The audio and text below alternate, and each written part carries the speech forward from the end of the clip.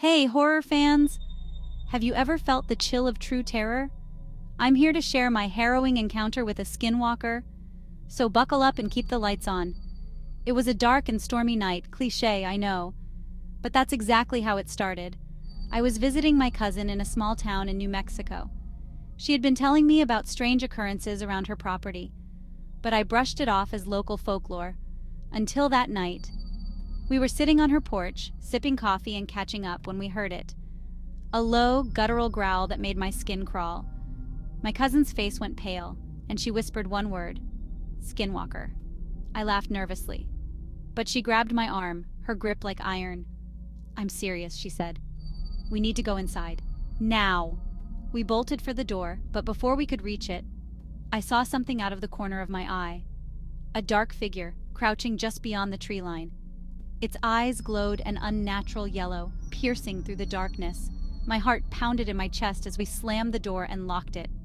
My cousin frantically began chanting in Navajo, and I could feel the air grow thick with a strange, oppressive energy. Suddenly, the creature let out a bone-chilling howl. It was as if the sound itself was trying to claw its way into my soul. The walls seemed to vibrate, and I could feel my sanity slipping away, but then, just as quickly as it had started, everything went silent. The air felt lighter and the oppressive energy dissipated. My cousin collapsed into a chair, exhausted but relieved. "Did you see it?" she asked. I nodded, still in shock. "That was a skinwalker," she confirmed. "A shapeshifter from Navajo legend. They're incredibly dangerous and very real." The rest of the night was a blur of restless sleep and haunting nightmares. But we survived. And now, every time I hear a strange noise in the dark, I can't help but wonder if it's come back for me.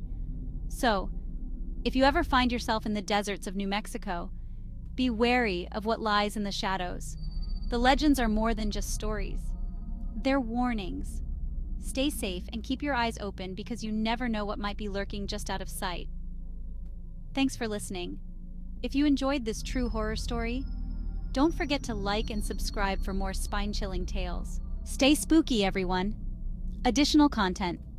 As we sat there, the wind howled through the trees, adding to the eerie atmosphere. The rain pounded on the roof, each drop sounding like a drumbeat in the silence of the night. My cousin's stories of strange sightings and eerie noises suddenly felt all too real. She had mentioned seeing shadows moving in the woods, hearing whispers in the wind, and feeling an unshakable sense of being watched.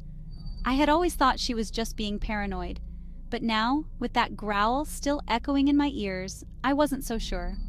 My cousin had lived in that house for years, and she knew the land and its history well.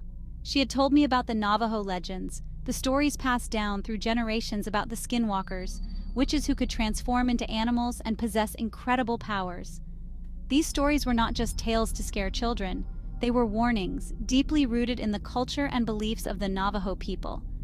As we sat in the safety of the house, my cousin explained more about the skinwalkers. They were said to be able to take on the form of any animal they desired, but their true form was that of a twisted, monstrous human. They were known to use their powers for evil, causing harm and chaos wherever they went.